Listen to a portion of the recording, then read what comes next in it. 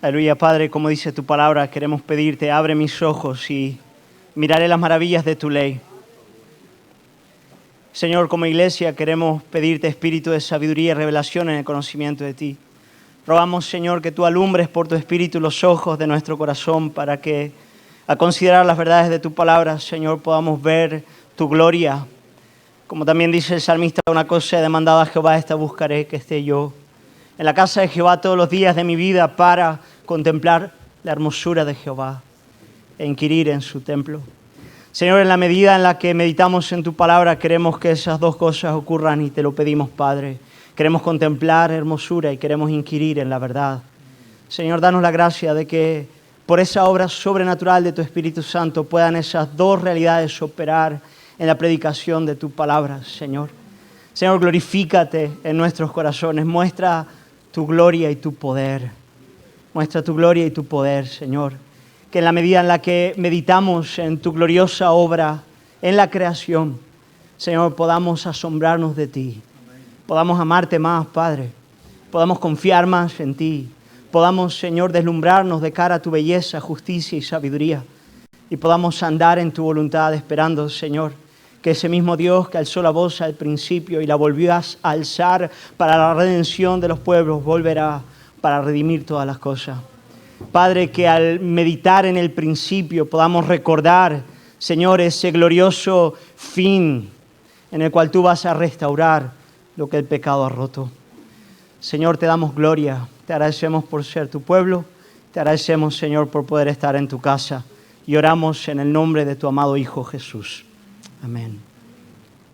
Amada Iglesia, en esta mañana vamos a seguir nuestra serie de estudios del libro de Génesis, el primer libro de la Biblia escrito por Moisés. Moisés, inspirado por el Espíritu de Dios, escribió el Génesis al pueblo de Israel en el desierto con un doble propósito, con dos propósitos por lo menos. El primero de ellos, desarraigar la esclavitud de Egipto de sus corazones, provocada por esos 400 años que habían vivido bajo el yugo del faraón. La segunda es proveerles de un mejor fundamento en el que edificar sus vidas. A fin de cuentas, después de vivir tanto tiempo en el mayor de los imperios del mundo antiguo, ahora eran un pueblo nómada que avanzaba en el desierto rumbo a un nuevo hogar. Ellos estaban buscando edificar una nueva nación, una nueva cultura, y necesitaban un fundamento. Ambos propósitos de Génesis vienen al encuentro urgente de nuestra necesidad como iglesia en los días de hoy. Como iglesia, como familia, como creyente individual. Necesitamos que la Biblia desarraigue el pecado de nuestros corazones. Aun cuando hemos salido de Egipto, hay tanto todavía en nuestra mente y corazón del mundo que debe ser arrancado por la verdad. Pero también necesitamos que la Biblia nos provea de una cosmovisión robusta.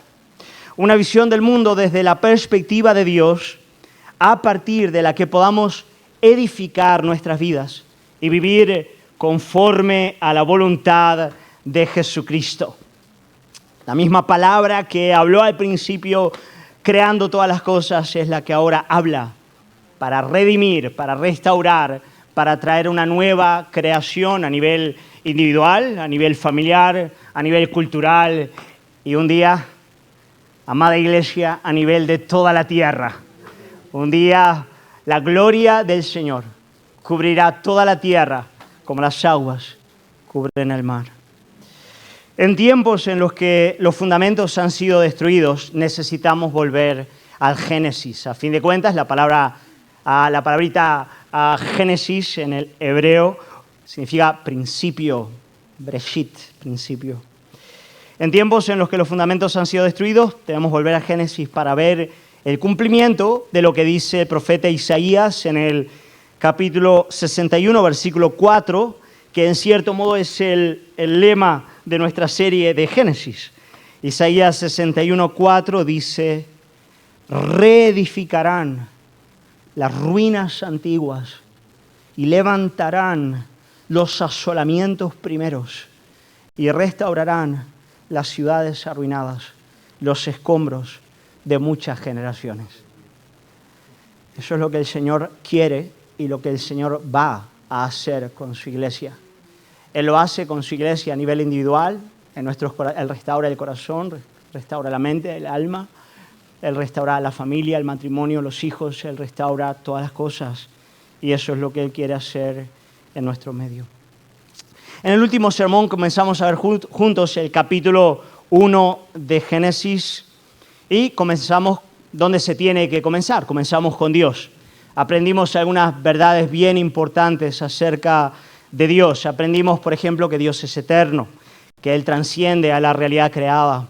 Aprendimos que Él es el creador de todas las cosas, por lo tanto la materia no es infinita, la materia no tiene respuesta a su existencia dentro de sí, dentro de la caja. Dios es el principio y origen de todo lo que existe, por lo tanto toda respuesta y todo aquello que viene a suplir las necesidades más profundas del alma no está dentro, está fuera, está en Dios. Aprendimos que Dios es el que gobierna todo el universo. Vimos al Espíritu de Dios desde el principio que paireaba sobre la faz de las aguas. Dios no es un relojero que creó el mundo para dejarlo funcionar solo mientras lo mira a la distancia. Este mundo está impregnado de Dios. El apóstol Pablo, citando a los filósofos griegos, decía en Atenas que en Él, en Dios, nos movemos y existimos. De cara a que la realidad del mundo no es una realidad mecánica, esto no es una máquina. Este es un mundo que en cada uno de sus centímetros pone de manifiesto el poder, la belleza, la justicia y la sabiduría de Dios. Y el que tenga ojos para ver, que vea. Aprendimos que Dios gobierna, pero también nombra todo lo que Él ha creado. Él lo nombra, dándole una identidad. Ha dicho que el árbol es árbol, que la noche es noche, que el día es día, que el hombre es hombre, que la mujer es mujer. Él es el que provee naturaleza e identidad a todo lo que existe, de modo que no vivimos en una realidad líquida y caótica, vivimos en un mundo que tiene orden, que tiene nombre, que tiene belleza, porque Dios gobierna, porque Dios nombra, pero Dios también evalúa. Él es el que juzga todo lo que ha creado, estableciendo leyes morales de justicia, de belleza en el mundo. Cada día de la creación termina con Dios diciendo, amada iglesia, lo que he creado es bueno, es sobremanera bueno. Dios ve a la creación en cada uno de sus aspectos y dice, esto es bueno. ¿Y cuál es? ¿Cuál es el propósito del capítulo 1 de Génesis? ¿Qué es lo que este capítulo pretende? Bueno, Génesis capítulo 1 nos enseña que la creación es el teatro de Dios. Ahora estoy usando, a mí no se me ocurrió esta frase tan extraordinaria, es de Juan Calvino. La creación es el teatro de Dios. Es el lugar en el que Dios despliega toda su gloria, su belleza, sus perfecciones, su majestad. Esta es su creación. Es verdad que cuando tú lees el capítulo 1 te vas dando cuenta de que todo el acto creativo apunta a la cúspide de la creación, que es el momento en el que Dios crea al hombre y a la mujer. El hombre y la mujer tienen, desde luego, en la narrativa bíblica, tienen un lugar especial. Tienen una nobleza, una gloria, una honra, que la sociedad actual está queriendo menoscabar, pero que la Biblia no permite menoscabar. El hombre y la mujer han sido creados a imagen y semejanza de Dios. Toda la narrativa bíblica va apuntando hacia ese momento, a la creación del hombre. Pero a la vez que exalta en cierto sentido al hombre, lo pone en su lugar, lo ubica, le enseña que aun siendo la obra prima del gran creador, no somos más que actores secundarios de su gran historia. ¡Wow! Ahora esperaba un gloria al Señor, actor secundario. ¿Cómo nos encanta ocupar el segundo lugar? ¿No es verdad? Sí, no nos gusta, preferimos ser el último que el segundo. O sea, o primero o último, pero segundo. Sí, pero es que fíjate por dónde somos los segundos. Somos actores secundarios de su gran historia. Esta no es nuestra historia. El pueblo de Israel tenía que aprender que la historia de ellos no era la historia escrita por el faraón, ni por Egipto, ni por el pueblo de Israel, ni por Moisés, ni por Abraham.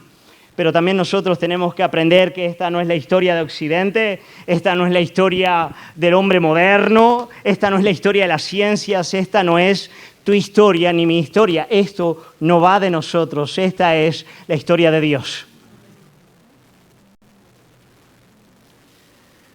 Y cuando abrazamos con gozo y humildad nuestro lugar en su historia, podemos disfrutar de, toma nota, libertad, plenitud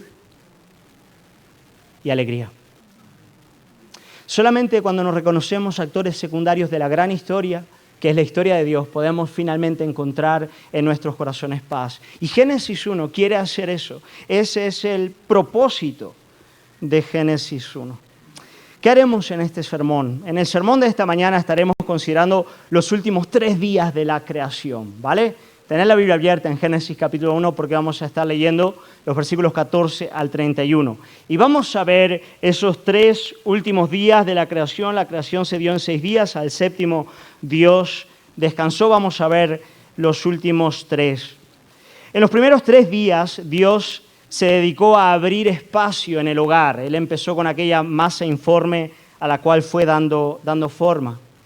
Él separó la luz de las tinieblas, Él separó los océanos de la atmósfera, los mares de la tierra seca. Él creó los árboles y las plantas. Dios fue separando todo y abriendo espacio en la casa en los primeros 3 días. Y después de abrir espacio en la casa, después de separarlo todo y abrir espacio, en los siguientes 3 días vamos a ver que Él va a llenar su nuevo hogar con todos los ornamentos y bienes de su buena mano. Él va a hacer ese acto de IKEA, ¿no es verdad? Cuando tú vas a IKEA y compras todos los muebles y compras para llenar tu casa, la tienes vacía. Me acuerdo cuando compré la casa con Gaby, fue un milagro, toda regla. Aquella casa era un lugar a ser conquistado. Tenemos una casa de 3 plantas, arriba hay un pequeño ático con un servicio pequeñito. La casa tiene 4 habitaciones y un salón abajo, para nosotros grande. La primera noche la dormimos arriba, en un lugar pequeño, porque aquel era como, esto es un lugar a ser conquistado. Estaba vacío, era una tierra desértica y vacía, y el Señor nos bendijo yendo a IKEA y comprando todo lo que había que comprar para ir poco a poco llenándola. Dios hizo eso en los días 4 al 6. Él puso las estrellas, el sol, la luna. Él creó los animales acuáticos. Él fue ornamentando todo en su creación. Y el énfasis, lo repito, el énfasis de cada uno de estos días de la creación es que cada cosa que Dios pone en el universo le pertenece a Él para que Él se lleve la gloria y la honra que es debida a su nombre. El Salmo 8.1 dice, oh Jehová, Señor nuestro, cuán glorioso es tu nombre en toda la tierra. En toda la tierra, en cada aspecto de lo que tú has creado, lo que tú has decidido revelar y manifestar, es la belleza y la gloria de tu nombre. Y eso es lo que yo quiero hacer. Hoy va a ser un sermón en ese sentido muy bonito, porque vamos a ir día a día viendo cómo Dios manifiesta su gloria en el acto de la creación. Vamos a comenzar con el día 4, así que Biblia abierta, versículos 14 al 19. Vamos a ir leyendo porción a porción y vamos a ir dando algunas pinceladas de cada día. Versículo 14 dice, dijo luego Dios, hay alumbreras en la expansión de los cielos para separar el día de la noche, y sirvan de señales para las estaciones, para días y años, y sean por lumbreras en la expansión de los cielos para alumbrar sobre la tierra, y fue así. E hizo Dios las 2 grandes lumbreras, la lumbrera mayor para que señorease en el día y la lumbrera menor para que señorease en la noche. Y ahora, hermanos, escuchad esta frase. ¡Wow! Hizo también las estrellas. Y las puso Dios en la expansión de los cielos para alumbrar sobre la tierra y para señorear en el día y en la noche, y para separar la luz de las tinieblas. Y vio Dios que era bueno. Y fue la tarde y la mañana el día 4. Hermanos, para mí la cúspide del acto creativo del día 4, yo la encuentro, por lo menos para mí es algo extraordinario, es algo maravilloso leer en el versículo 16, segunda parte, cuando dice, hizo también las estrellas. En tiempos de Moisés los hombres no sabían la magnitud de lo que el propio Moisés estaba escribiendo. Se dice que solo en la Vía Láctea, que es una de las millones de galaxias que existen, hay más de 200.000 millones de estrellas. Y muchas de ellas son millones de veces mayores que nuestro Sol. Millones. Y cuando tú vas al Salmo 147:4, mirad lo que dice. Esto es increíble. Los antiguos les ponían nombre y hoy en día también les ponemos nombre a algunas de las estrellas que vamos viendo porque son muy importantes para que podamos ubicarnos en el tiempo, en el espacio, en nuestra realidad. Pero mira lo que dice el Salmo 147:4. Dice, Él, hablando de Dios, Él cuenta el número de las estrellas y a todas llama por su nombre. Oh Jehová, Señor nuestro, cuán glorioso es tu nombre en toda la tierra. Has puesto tu gloria sobre los cielos. Así sigue el Salmo 8. Has puesto tu gloria sobre los cielos. No extraña que la Biblia apunte al cielo como el lugar en el que Dios manifiesta su gloria de un modo singular. El Salmo 19, versículo 1, por ejemplo, dice, los cielos cuentan la gloria de Dios y el firmamento anuncia las obras de sus manos. Aún el Salmo 8, versículos 3 al 4, el mismo Salmo 8, hay que leerlo entero, pero dice, cuando veo tus cielos, dice David, cuando veo tus cielos, pastor de Israel, cuidando a las ovejas y de noche, alzando su mirada al cielo, él dice, cuando veo tus cielos, obra de tus manos, la luna y las estrellas que tú formaste, digo, ¿qué es el hombre para que tengas de él memoria? Y el Hijo del Hombre para que lo visites. Hermanos, el Señor manifiesta su gloria en la creación de los cielos, pero el texto le otorga un lugar especial a la creación del sol y la luna. Ambos fueron creados con algunos propósitos concretos en el ámbito de la existencia humana. En primer lugar, para separar el día de la noche, versículo 14, para separar el día de la noche, pero también para darnos una estructura temporal para el curso de la historia de los hombres. Es por el sol, es por la luna que nosotros podemos saber, tenemos relojes y podemos contar el tiempo. Extraordinario, todo está milimétricamente proyectado para que nosotros podamos en este mundo racional vivir lo que podemos llamar una historia. Existe una historia, en gran parte existe una historia porque existen el sol y la luna. Dios los puso ahí para funcionar como reloj en este amplísimo y bello universo. Pero al mismo tiempo que en el versículo 14 se destaca la creación tan bella del sol y la luna, vemos que de alguna manera el texto bíblico relativiza la importancia de estos dos grandes astros. Es como si en cierto modo, al mismo tiempo que destaca su importancia, les quita valor, hace menguar su orgullo, los pone en su lugar. Lo hace de varias maneras el texto. Primero, al recordarnos que son criaturas. El sol y la luna han sido creados por Dios. Segundo, al no darles nombre propio. Hasta aquí el Señor iba nombrando y dando nombre a todo lo que creaba, pero cuando llegan el sol y la luna, ¿cuál es el nombre que les da? Lumbrera mayor y lumbrera menor. Ni siquiera les pone nombre, no les pone sol, no les pone luna.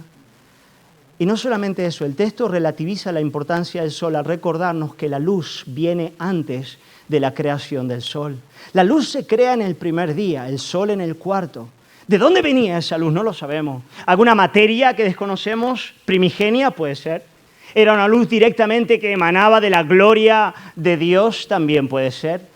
El texto no lo dice, pero el texto dice claramente que la luz es anterior al sol. Pregunta, pensad conmigo, hay que pensar. ¿Por qué Moisés está relativizando la importancia del sol? ¿Qué pensáis? Muy bien. Los dioses dominantes de los pueblos paganos de aquel tiempo, tanto en Egipto de donde salían como hacia Canaán a donde iban, ciertamente eran el sol y la luna. Eran dioses para los hombres de la antigüedad. El dios Sol era Ra en Egipto y era el principal de los dioses de todo aquel panteón egipcio. El hombre de siempre, hasta los días de hoy, tiene una extraña propensión a adorar el sol. Bueno, extraña, no sé si extraña, o sea, en cierto modo parece algo natural cuando tú quitas de en medio al Dios que transciende la realidad. Nada en el ámbito de creado parece más importante e imponente que el sol, ¿no? Así que sin Dios parece el sol un buen candidato para ocupar su lugar. Pero ¿qué está haciendo Dios con su pueblo? Le está diciendo no. Vosotros estáis completamente prohibidos de adorar al sol, de postraros delante de Él, de pensar que Él es el que rige y gobierna vuestras vidas, no es el sol ni la luna.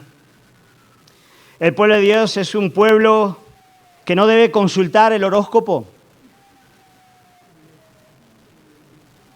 que no debe buscar adivinos, que no debe creer que sus vidas están determinadas por las constelaciones que estaban en el cielo el día de su nacimiento. Lo que rige la vida del hombre no es el cielo, ni el sol, ni las estrellas.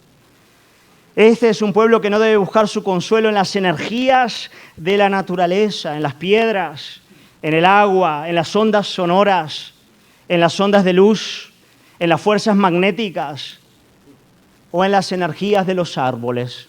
Mira, recientemente estuve leyendo sobre esta extraña práctica de abrazar árboles para sentirse bien con uno mismo. Si alguien no lo ha oído antes, os lo puedo decir, ocurre. En efecto, estuve leyendo que el que tiene el récord de abrazar por más tiempo un árbol es un español. Eso deberíamos callarlo, hermanos, que esto no pase de aquí, esto se corta de internet porque amo España. Pero hermanos, eso está ocurriendo. Fíjate, cuando el hombre, a favor de la ciencia, quita de medio a Dios, termina por caer en la superstición. Es inevitable, porque el hombre es hombre de Dios, el hombre necesita a Dios. Por lo tanto, si quita al Dios eterno y trascendente de su vida, empieza a abrazar árboles, empieza a poner su confianza en las energías de la naturaleza, en las piedras y en el agua y en todo eso. Este es un pueblo que no debe temer al cambio climático o a las catástrofes naturales. Hoy en día existe lo que se llama la ecoansiedad. Gente que vive con el tiempo entero temerosa de las catástrofes naturales, del cambio climático y de lo que ha de ocurrir. Hermanos, yo no niego que pueda haber o no. El clima está cambiando el tiempo entero, por cierto.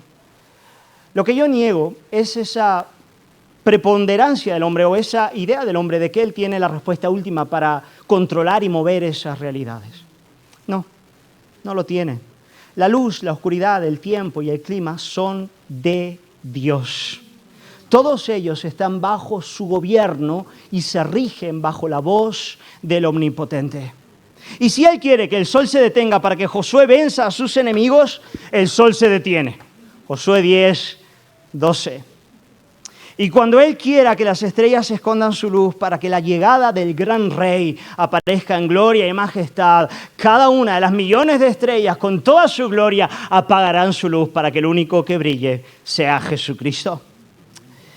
Por lo tanto, el pueblo de Dios no debe temer al sol, no debe temer a la luna, no debe temer al cambio climático, no debe temer a nada de eso porque Dios reina. Hoy empezamos cantando el Salmo 46. Aunque la tierra se estremezca y los mares salten al corazón del mar, yo no temeré. Qué alivio, amada iglesia, qué alivio, ¿no es verdad? Gloria al Señor por eso. Solo Dios es digno de nuestro temor y reverencia, porque el sol, la luna y las estrellas le pertenecen. Con eso llegamos al quinto día, Génesis del 20 al 23. Leemos. Versículo 20 dice, y dijo Dios, produzcan las aguas seres vivientes y aves que vuelen sobre la tierra en la abierta expansión de los cielos. Y creó Dios los grandes monstruos marinos. Toma nota de eso. Y todo ser viviente que se mueve, que las aguas produjeron según su género, y toda ave alada según su especie. Y vio Dios que era bueno. Y Dios los bendijo, diciendo, fructificad y multiplicaos y llenad las aguas en los mares y multiplíquense las aves en la tierra. Y fue la tarde y la mañana el día quinto. Por lo tanto, en el quinto día Dios creó la vida marina y creó también las aves del cielo. Ahora pensad, amados hermanos, en las millones de especies que habitan en los océanos. Desde las grandes ballenas, yo no sé si te gustan, a mí me encanta el cachalote. Tengo un cierto amor. Yo estoy bastante convencido de que fue un cachalote el que se tragó a Jonás, pero no tengo base bíblica para sostenerlo. Pero creo que es que he leído Moby Dick, que va de cachalotes, y les pillé cariño. Pero pasando por las distintas especies de peces, crustáceos, alabado sea el Señor por la gamba, porque está fea, pero qué rica es. Los moluscos, hermanos, la ostra, el mejillón y seres tan extraños que navegan en lo profundo del mar. Hemos llegado a la luna, pero todavía no hemos escarbado hasta lo más profundo del océano. Jamás hemos llegado ahí abajo. Se dice que aún a día de hoy, con toda la ciencia y el desarrollo que tenemos, más de 70% de las especies marinas nos son completamente desconocidas. ¡Wow! Extraordinario. Ese mismo día las aves de los más diversos colores llenaron el firmamento y nuevas notas musicales se oyeron por doquier, pajarillos que empezaban a volar por todas partes. Alabo al Señor por todos ellos, menos por las palomas que anidan en el techo de mi casa. Pido al Señor, oh Señor, esas las podías haber quitado de ahí. Dice que las aves buscan nidos cerca de tu casa, Señor. Tal vez es que nos parecemos mucho al templo del Señor y ahí están. Respecto a las aves y los peces, dice el texto que las aguas los produjeron, versículo 21, bien interesante. Ellos tienen una materia en común, de las aguas fluyen tanto peces como aves. Eso es muy afín al conocimiento científico de nuestro tiempo, que pone el principio, el origen de la vida animal en el agua. Y en eso la Biblia es afín a la ciencia moderna. Pero al mismo tiempo nos muestra una clara distinción de género y especie desde el acto creacional. Se nos dice que vienen del agua teniendo una materia común, pero desde el principio vemos que hay una distinción clara entre género y especie. Versículo 21 dice, y creó Dios los grandes monstruos marinos y todo ser viviente que se mueve en las aguas, lo produjeron según su género, y toda ave alada según su especie. Lo mismo ocurre cuando vemos la creación de los animales en el día sexto. Dios crea los animales terrestres y se nos dice que son producidos de la tierra, versículo 24, comparten una materia común, pero muestran una distinción clara de género y especie desde su origen, versículo 25. De modo que para el creyente que se ciñe a las Escrituras, y no tengo tiempo para hacer un estudio de esto ahora, desde luego creemos que hay modificaciones y adaptaciones dentro de una misma especie, pero no se nos permite interpretar un movimiento pleno o un movimiento líquido de una especie a otra, según la teoría de la evolución de nuestro tiempo. La Biblia parece indicar claramente que desde un principio todos fueron creados según su género y según su especie. Yo creo que esto tiene algunas implicaciones masivas, tanto a nivel científico como a nivel teológico, pero no puedo entrar en eso en esta mañana. Pero como teólogo os digo, eso es lo que el texto dice con claridad. Pero versículo 21 tiene algo muy interesante que también quiero destacar en este quinto día. Versículo 21 se nos dice que Dios enfatiza esto, el texto, lo enfatiza, dice que Dios creó los grandes monstruos marinos. Lo destaca. Dios creó los grandes monstruos marinos. Mira, ríos de tinta teológica han corrido con esta idea. Porque cuando el pueblo de Israel escuchó esto por primera vez, algo les vino a la mente. En la mitología pagana de los cananeos, a la tierra a la que ellos iban y conocían muy bien, el monstruo marino era el dragón del mar que batallaba contra Baal, que era el dios principal de los cananeos. Por lo tanto, era un dragón perverso que luchaba en contra de los dioses. Pero lo interesante es que los autores bíblicos, especialmente Isaías, también utiliza la imagen de este monstruo marino, utilizando la misma frase hebraica, para hablar de los enemigos que batallan en contra de Dios y de su pueblo, y que solamente Dios puede vencer. Vemos la imagen de este monstruo marino en Isaías capítulo 27, versículo 1. Isaías 27, 1 dice: en aquel día Jehová castigará con su espada dura, grande y fuerte, al leviatán, serpiente veloz, y al leviatán, serpiente tortuosa, y matará al dragón que está en el mar.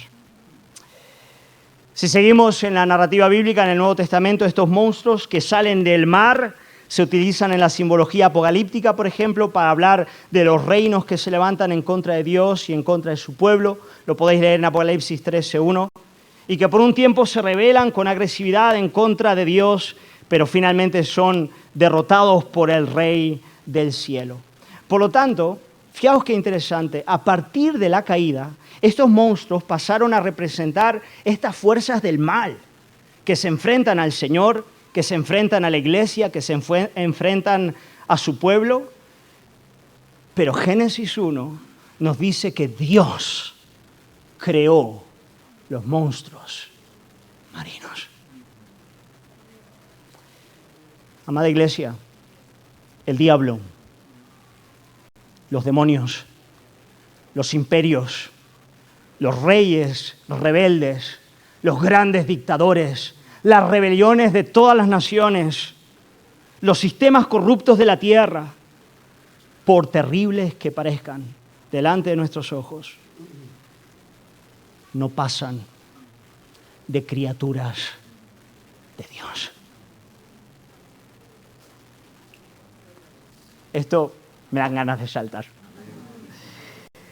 No que el pecado sea creación divina, pero el pecador, por muy rebelde y empedernido que sea, por mucho que busque su autonomía, no pasa de criatura. Si se mantiene con vida, si blasfema el nombre de Dios, lo hace con el aliento que Dios le da. Y no lo podría hacer si no fuese bajo el gobierno del Omnipotente. Nosotros no creemos que existen dos fuerzas eternas, equiparables, el bien y el mal. No, Dios es el creador y el que gobierna sobre todas las cosas. Con todos los problemas intelectuales que eso puedan surgir en tu mente.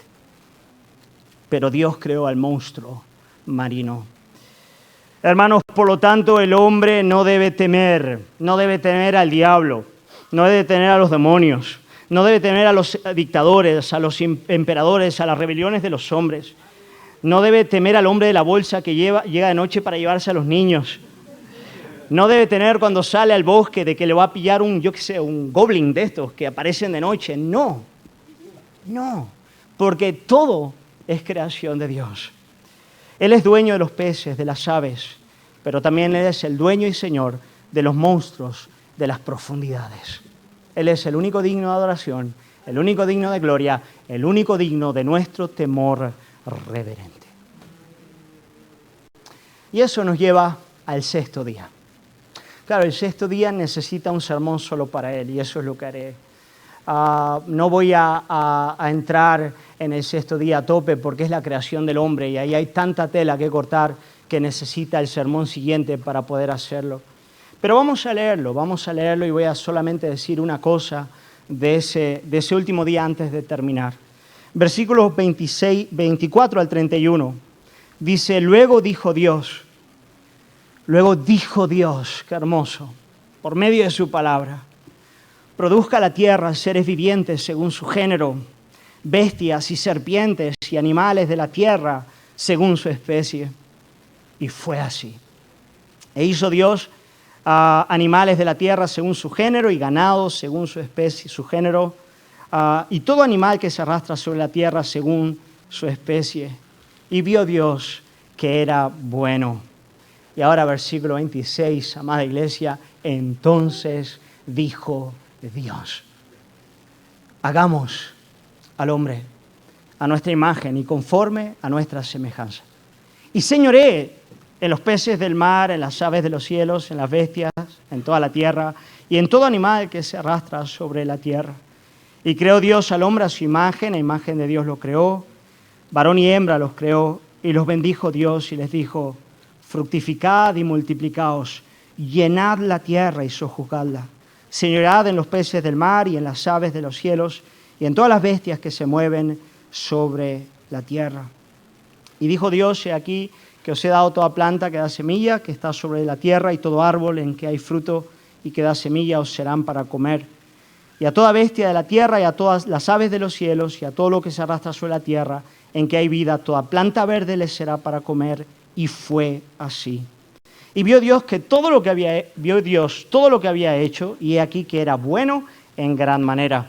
Y fue la tarde y la mañana, el día sexto. En este día sexto aprendemos que Dios es el que creó los animales terrestres, también de la tierra, y cada uno según su género y especie. De modo que también los animales de la tierra le pertenecen, muestran su gloria y majestad. Pero es ahí donde llegamos a la creación del hombre, versículo 26. No voy a decir mucho sobre la creación del hombre. El texto es fascinante, empieza con un discurso divino, luego llega con el acto creativo y la bendición que Dios otorga a la creación. Pero dentro del contexto de todo lo que hemos visto, Dios es el dueño del sol y las estrellas, de la luna. Dios es el dueño de las aves del cielo, de los peces del mar, y Él reina y gobierna también sobre los monstruos. Yo solamente en este último día quiero destacar una verdad aplicativa para terminar el sermón de hoy. El texto de Génesis, amada iglesia, nos enseña que también nosotros no somos nuestros, sino de Dios. Él nos creó. En su libro Humanidad en Crisis, Alan Nobel destaca que el dogma más importante de la sociedad moderna es este. El dogma más importante de nuestro tiempo es este: eres tuyo y te perteneces a ti mismo. En otras palabras, la sociedad de hoy te dice que eres libre para crear a tu medida y sin restricciones tu propia identidad. Afirma Nobel que todo en nuestra sociedad, todo, el arte, la universidad, el mundo laboral, la economía, las redes sociales y aún la propia religión, todo está diseñado para llevarte a crear por ti mismo una identidad significativa y darla a conocer al mundo. Nobel lo llama una individualidad expresiva. Créate y date a conocer. Y claro, este dogma, que al principio parece liberador, termina por esclavizarnos. Claro, pone sobre nosotros el fardo insoportable de tener que crear por nosotros mismos una identidad que sea significativa. Tenemos que justificar nuestra propia existencia. Y lo tenemos que hacer además en un mundo en el que todos están actuando de la misma manera. Todos están buscando lo mismo. Y claro, ¿cuál es la principal característica de un mundo que vive de ese modo? Es la fatiga. Estamos el tiempo entero cansados. El único modo de mantenernos activos en este mundo en el cual tenemos que estar constantemente justificando nuestra propia existencia es tomando antidepresivos, ansiolíticos, es distrayéndonos con todo tipo de drogas que nos hagan evadir del fardo insoportable de pertenecerme a mí mismo, de tener que crearme y expresarme al mundo. Génesis, de esto hablaré el próximo sermón, ¿vale?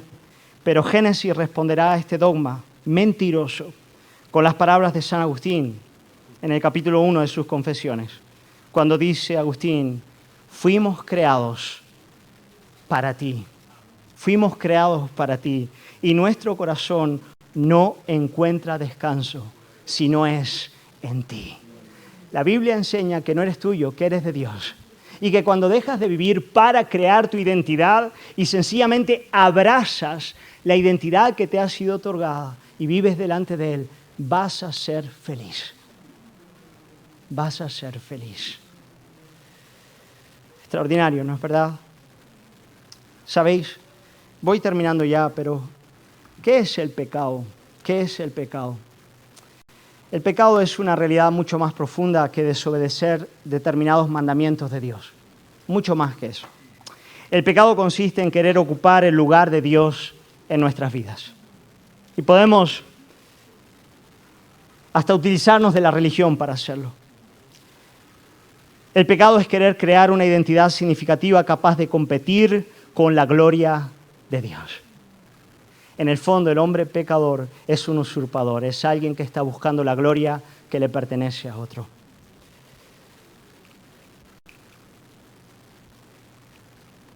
Y así vive el hombre moderno.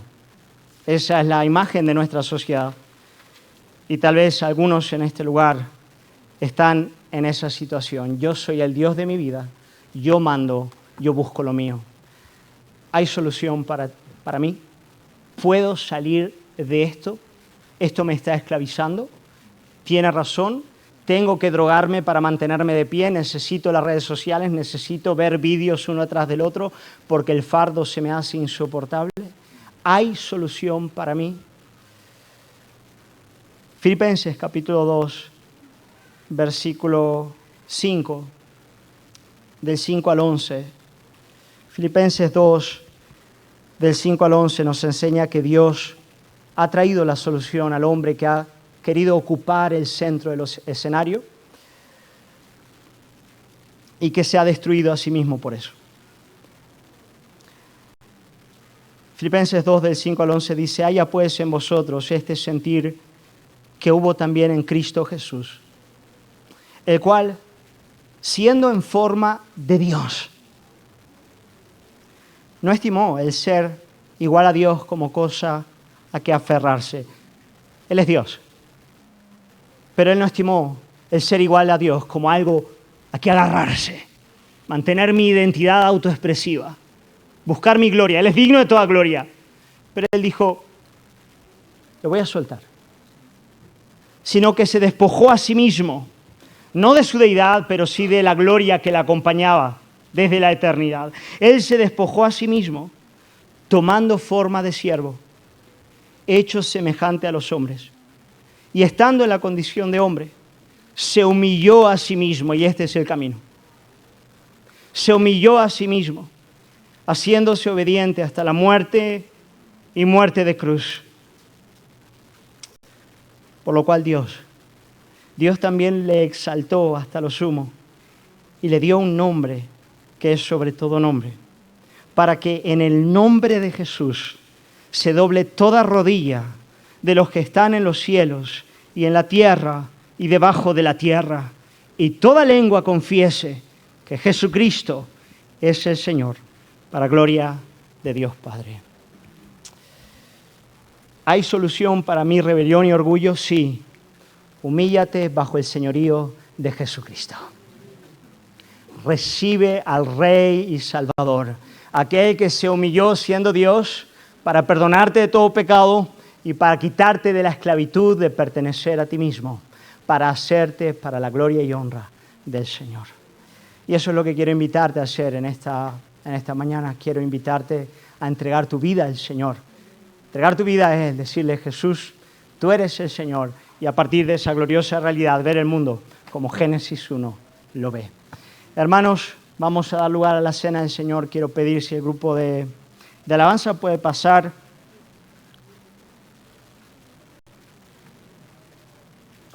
Y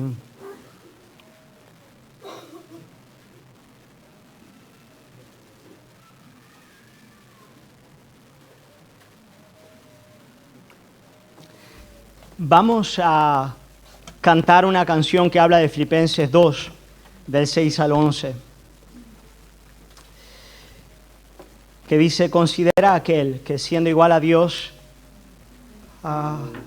se hizo hombre, se humilló, se despojó.